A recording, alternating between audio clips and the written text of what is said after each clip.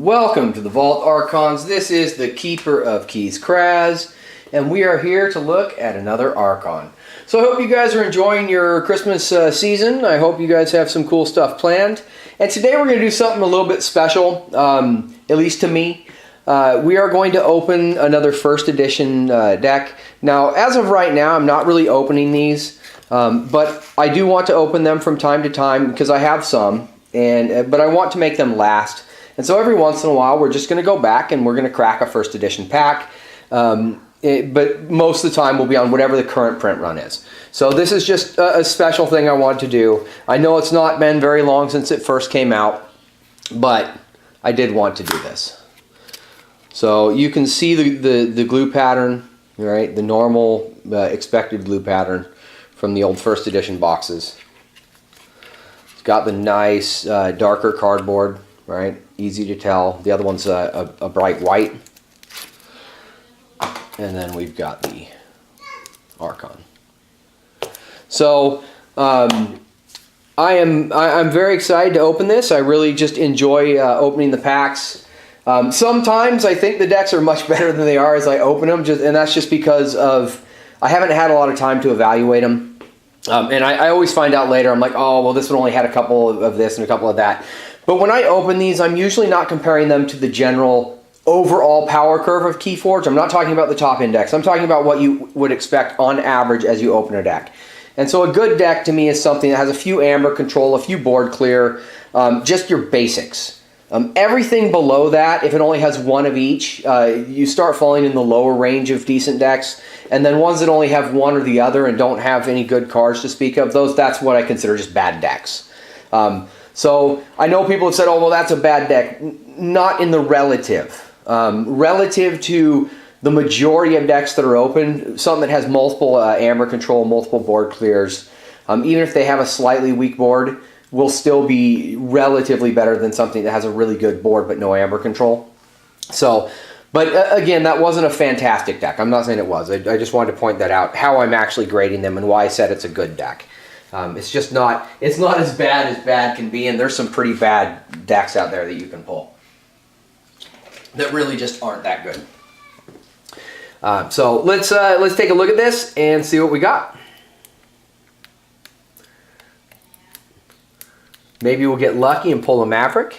So I'm gonna read the name real quick to see if we got something unusual. Foolishly Bizarre Elaine. So I'm quite sure that's not a banned deck. We've got Mars, Sanctum, and Untamed. Now there's some cool stuff that can generate in these decks. I don't know all the combinations, and so I'm not even going to try and say that there's not a combination here that could be amazing.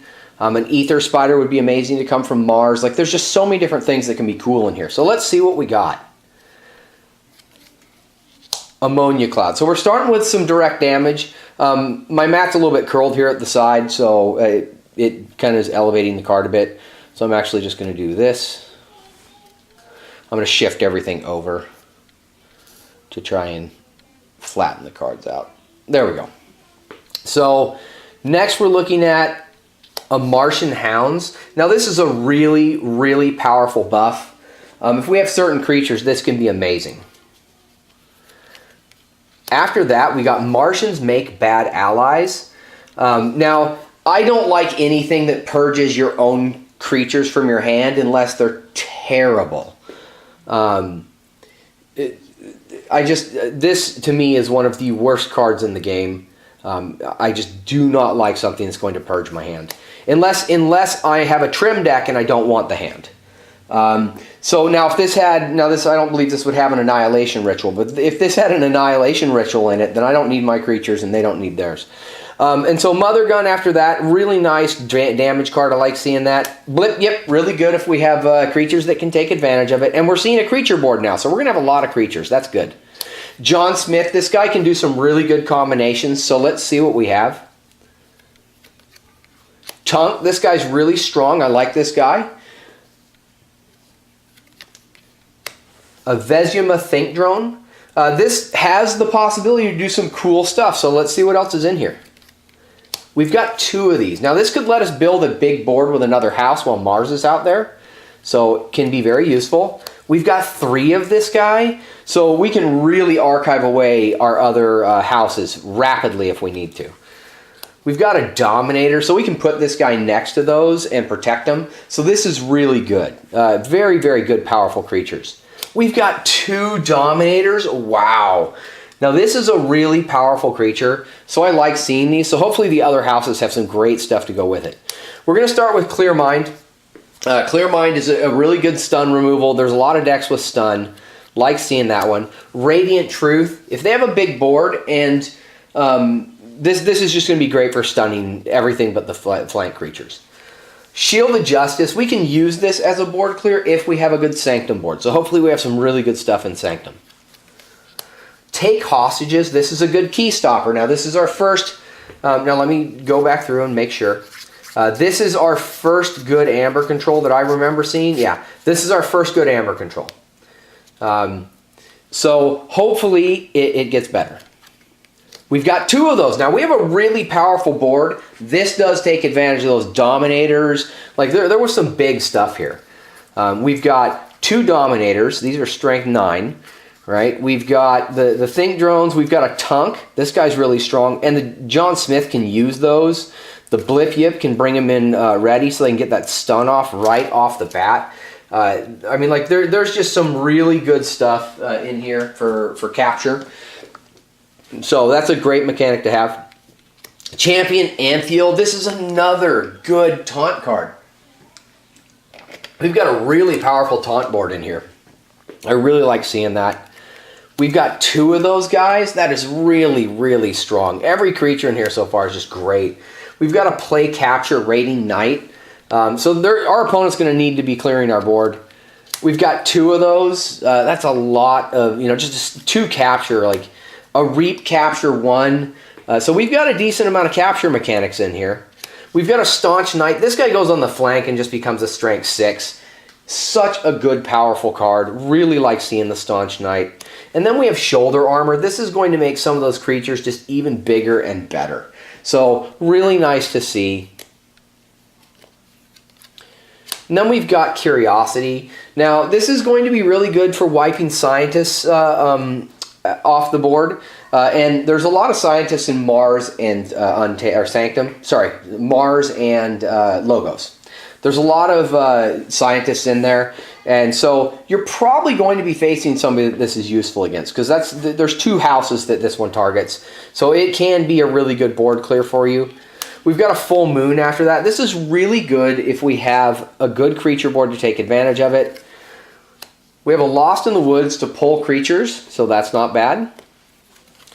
We've got to Save the Pack. Now with all these creatures and all the damage we're going to be doing, this is going to be a useful board clear.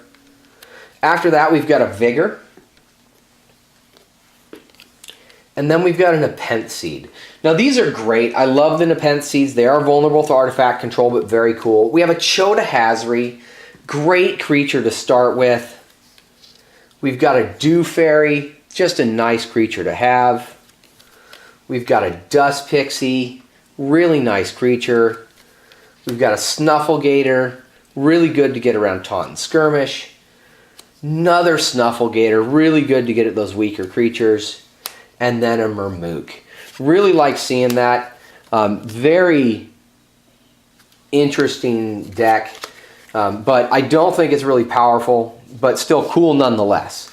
It's got a really powerful board. I mean, we've got 6 creatures in Untamed. We've got a Nepenthe Seed, board clear, way to gain a ton of Amber. Just a powerful board in Sanctum. And we can make them invulnerable, so board clear, we can get a ton of Amber capture on these guys.